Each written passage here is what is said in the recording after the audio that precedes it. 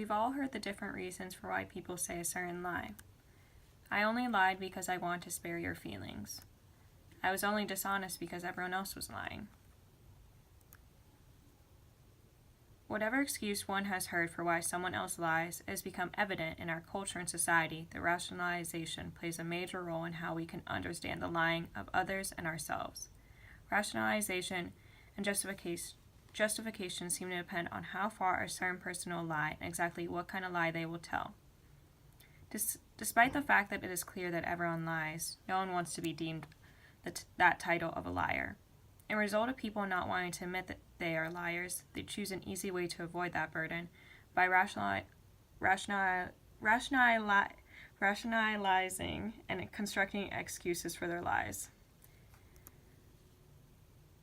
The evidence for this thesis can be found in Houston's Spy the Lie selections, as well as Ariely's Golf and Cheating Ourselves and Testing the Simple Rational Crime. In Houston's Spy the Lie selection, he begins the excerpt by talking about a man named Phil that was the chief security at the farm who had to deal with a case of someone stealing $40 from an employee's purse. Phil narrowed down the investigation to the only viable suspect and confronted him. When accused, the suspect tried to distract Phil with the fact that he had a trunk full of Bibles. Even though Phil knew to ignore that fact, Houston still brings up a fair point that supports my overall thesis. His point being that if Phil had happened to be a religiously devout man, like the suspect, then maybe he would have rationalized the reasons for lying about stealing the $40. Also, the man tried to justify his actions of lying by trying to say that he was an overall good religious person. While in Ariely's works, his writings are mainly focused around people trying to rationalize their lying as well. Actually, for his experiments, how much someone steals or cheats depends on how much that person rationalized a certain act. Also, in Ariely's writing of golf, the same conclusion is found when professional golfer Bobby Jones accidentally kicks a twig that moves his ball. According to the rules of golf, he has to count that accident as a stroke. However, most golfers tend to lie and dismiss the mistake as a whole. Jones could not bring it to himself to lie, though, so he did not attempt to cover up his actions with rationalization, such as saying it was simply an accident, which is why I didn't call it. Jones took the stroke, which ultimately led to him losing the match. So the basis of most lies are about how much and what kind of rationalization people are able to come to for their actions.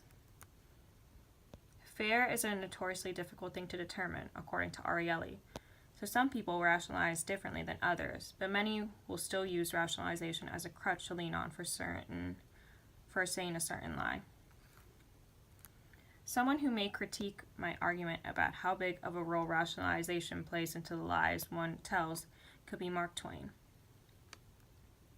In Twain's The Decay and Art of Lying, he explains a certain type of lie, which is the silent lie.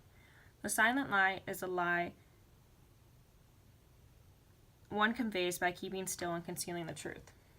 Twain would argue that if one is silent about the truth, they do not need to rationalize their reasons for lying because no one will find out. While people may not realize that someone is silently lying to them, those people still have to rationalize for not telling the truth to themselves. Whether they are hiding the truth to protect someone else or themselves, chances are they are making excuses for themselves internally. At the end of the day, people make rationalizations for their lies because they ultimately feel guilty about lying, so they will try to reason with themselves that they are doing the right thing. We all want to be good, honest people. But we live in a world that is consumed by lies, so we have to paint the better picture of ourselves any way we can.